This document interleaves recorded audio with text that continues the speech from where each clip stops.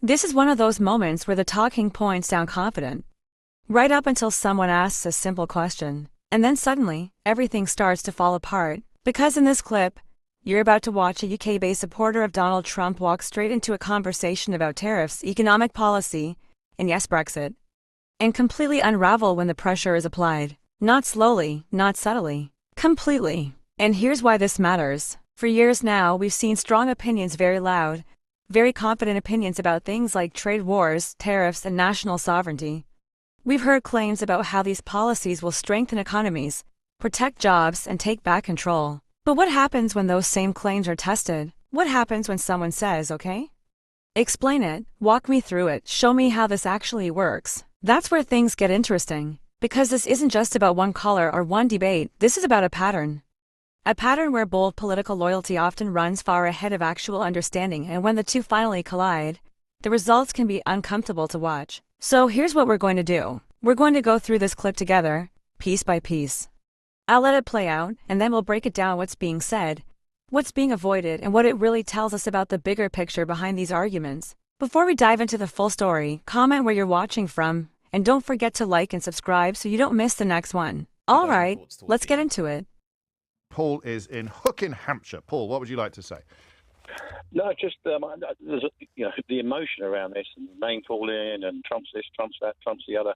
I don't know why everybody's so surprised. When he was, going for election, he said he was going to do this. Everybody knew he was going to do it. Everybody kept telling us to ignore what he said and concentrate on what he did. You remember? I do, but again, we've got short memories. When he was, in his first term, he said he would do a number of things, and he did. Well, he did. He said he was going to end the war in Ukraine on day one. He said the stock market would go up and he'd make everyone richer. You now have the Swiss investment bank UBS, widely regarded as a leader in this field, predicting an inevitable recession with growth GDP. We'll see. We'll see in time. But, this happened 2 days ago. My point's very simple. He said he was going to do this. He's done it. The emotion and the response is quite ridiculous, I think, in terms of, he will want deals. He wants to make a deal with people. This is his way of doing it. No, you don't need to like it. None of us need to like it. But name calling and saying he's this, that, and the other, I just don't think it takes anybody anywhere. You're being a bit woke, Paul. A little bit of name calling, a little bit of mischief, a little bit of fun. It keeps us all honest. I'm the least woke. Keeps the conversation fresh. Least woke bloke in the world. Yeah, I thought you might be. In the world. So, what should Starmer do in this context then? Well, I think the first thing is, it's 10%. I think that was probably better than the UK thought it was going to be. I think... no, it's exactly the same as every other country in the same situation as us. Yeah, except Europe. No, they're not in the same situation as us. They have a different trade balance, a different balance of trade. So any country with a comparable balance of trade to us gets the 10%. There's no special treatment there whatsoever. Okay, so that's where we are. Trump is looking after America. It's his country. It's not our country. You just said it's going to go into recession. Its own stock market. They've lost $2 trillion. How is that looking after America? No, I will, but you're going to have to address the question of how is a $2 trillion loss overnight looking after America? Well, he's talking 1 day, 2 days. Let's see what it's like in 3 months. Who knows? I don't know, and nor do you, and nor does anybody else. You just said he's looking after America, and I've just said he's just lost trillions of dollars. So in the context, so in the context of now, he's hitting America really, really hard. But at some unspecified point in the future, things might go really well. Did you vote for Brexit? Pardon? Did you vote for Brexit? I did. Yeah. And this was the same argument we heard then. Well, no, but Starmer is the leader of Britain. Hang on. Starmer's the leader of Britain.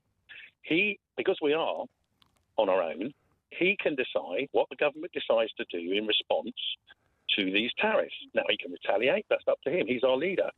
Yeah. He needs to look after Britain. Yeah, that's his country. And the Swiss need to look after the Swiss, et cetera, et cetera. And it all goes around like that. Yes. Because that's what Trump's doing. So what do you think looking after Britain would look like? And you can't keep saying that Trump is looking after America because he's just tanked trillions of dollars from the American economy. They've laid off car workers in America temporarily as a direct result of the impacts his tariffs will have upon their overseas operations. But you knew that. Well, I know that, but I think, Rome isn't built in 2 days, and nor's a response. We're talking about 2 days. But this is Brexit again. Yeah, but you're talking 2 days. But I'm talking $2 trillion. You know the market's probably better than I do. When's the last time $2 trillion were lost overnight? US stocks plunged. I have no idea. But doesn't it matter, though, to your optimism, especially after your vote for Brexit went so badly? Doesn't this idea of sticking all your eggs in the things are going to be great at some unspecified point in the future, haven't you kind of got bored of that yet? I just think people are so surprised by something he said he was going to do. Yeah. And he's done it. Now, the response will be interesting. I think, he prides himself, if people want to call him a narcissist, he prides himself on being the art of the deal. Do you what know... he wants to do is to negotiate. Well, he didn't write that book. Well, no, I know. You're right. Do you know what happened the last time they brought in tariffs like this? Oh, God, no, I haven't got a clue. But doesn't it matter, Paul? No, because I think that... No, I find conversations like this fascinating. You voted for Brexit. You're making all the same arguments about Brexit. Brexit was an undiluted catastrophe, but this one will go really well. Well, I'm not sure it's a catastrophe, was it? What's your favourite bit? Pardon me? What's your favourite bit? My favourite bit is, well, you've probably got a point, actually. It's about controlling entry and exit from the country. How's that worked out for you? That's probably, you have a point. Yeah, and we could, of course, have controlled it a lot more robustly before you voted for it. So the thing you voted for has been a catastrophe. The reason why you voted for it has got immeasurably worse, but you believed things would be brilliant at some unspecified point in the future, and here you are making exactly the same arguments about Donald Trump. Well, no, what I'm saying is, I think... No, hang on. I have hung on. It's about the people. It's about the people, who are leading, this country. And it should be very easy for this country to control its borders. They don't, because the government before and this government are useless. See, I have a theory that everybody who likes Trump and Brexit is obsessed with immigration. And here you are talking about $2 trillion losses that America has taken overnight, saying, hey, wait and see, it might all turn out to be brilliant. But what you really, really care about is immigration. No, I don't. I think I care about... Why'd you bring it up then? Well, you brought it up. I didn't. No, I didn't. I asked what your favourite bit of Brexit. I asked what your favourite bit of Brexit was. I asked what your favourite bit of Brexit was. I gave you an example. You're right. Yeah, but no. So what is your actual favourite bit of all the things that have happened? Yeah, and Brexit has played out, which is why the parallel is so interesting. So of all the things that have happened, what's your favourite bit? Of Brexit? Yeah. I think just controlling your own laws. Which ones do we control now that we didn't control before? There's a lot now that we're not impacted by the EU that we were. I didn't like being dictated to by Brussels. Like on what? On what? Well, whatever the silly laws came out of them. Go on, then, give me one. Give me one. Oh, come on, there were loads. I can't think of one, but you can, because you know that there are loads. Go on, give me one. Don't be silly. Give me one law. Out of Brussels, there were loads out of Brussels. Give me one. Why is that funny? Lots. You voted for it. There are lots, and you can't name one. Well, Brussels, we didn't have control of our own laws. For example? I can't think of an example. Well, I'll wait. Pardon me? I'll wait. You'll have a long way. I can't think of an example. No, but you're bound to be able to, because there's loads. Paul just told me. So I'll wait. You're very good, but no. No, I'm not. I just care about facts. Anyway, we're not talking about Brexit. No, I am. I'm waiting now. You're waiting. The economy, let's wait and see. Tell me the thing that's gone really well. You said the law that you're pleased about. My point is, let's wait and see. I think many countries... I'm waiting to see what law you're going to tell me about. Hang on. Well, we'll negotiate, and Starmer can negotiate for Britain. Don't change the subject. For Europe. Don't change the subject. Paul. He can negotiate. Paul, time for one of your wry chuckles, I think, Paul, isn't it now? Time for a wry chuckle? I'm still waiting for the law, of which there are loads. Well, one of the great benefits is that now we're in this situation. What about bendy bananas? Now we're in this situation. 3-pin plugs? Can negotiate for Britain. Wrapping your fish and chips in newspaper. What's the law you're happiest that you don't have to obey anymore? In this situation, one of the greatest benefits is that Starmer can just say there aren't any, Paul, because everybody listening knows. Well, this is a great one, isn't it? Go on. What's your law? Example. What's the law? Well, no, hang on. No, I'm not. I've hung on for long enough. What's the law you no longer have to obey that justifies your Brexit vote in 2016? Well, I'll turn it around so answer the question. No, you can't. So you have to ask. No, you can't. Just answer the question. Europe are not going to negotiate for us. We're going to negotiate for ourselves. That's the difference. And this right here is the bigger picture, because what you just watched isn't really about one caller. It's not just about one awkward moment on live radio. It's about a pattern, a very familiar pattern that keeps repeating itself in political conversations. Whether you're in the UK, the US, or anywhere else, you have strong opinions, very strong opinions.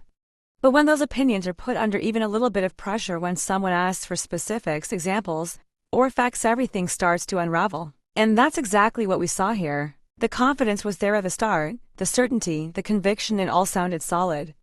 But the moment the questions got specific, the moment the conversation shifted from general feelings to actual details, there was nothing there to support it. And that's not an isolated case. You see this same dynamic play out over and over again, especially around topics like tariffs, trade, and Brexit. Big promises, big claims, big expectations.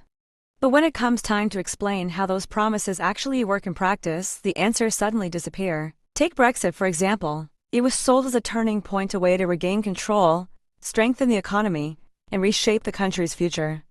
And years later, people are still debating whether those promises have actually materialized in any meaningful way. Now fast forward to this conversation about tariffs tied to Donald Trump. You're hearing very similar language.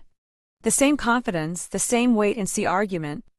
The same belief that, somehow, everything will come together at some undefined point in the future. But here's the issue. When you ask for specifics, when you ask what exactly has improved, or which policies are working, or what the real-world impact has been, you often don't get clear answers.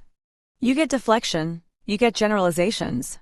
You get a change of subject, and that's where frustration starts to build. Because for a lot of people watching these exchanges, it's no longer enough to just hear slogans or talking points. People want clarity, they want accountability. They want to understand the real impact of these decisions, not just the promises that came with them. And that's why this moment stood out, not because it was dramatic, but because it was revealing. It showed what happens when belief meets scrutiny, when confidence meets facts, when broad claims are forced into specific questions. So now I'll throw it over to you. What do you think is really driving this kind of support for policies like tariffs? Is it belief in long-term strategy, frustration with the current system, or something else entirely? Drop your thoughts in the comments below. I'm genuinely curious to hear your perspective. And if you found this breakdown insightful, make sure you hit the like button and subscribe for more content like this. Appreciate you watching, and I'll see you in the next one.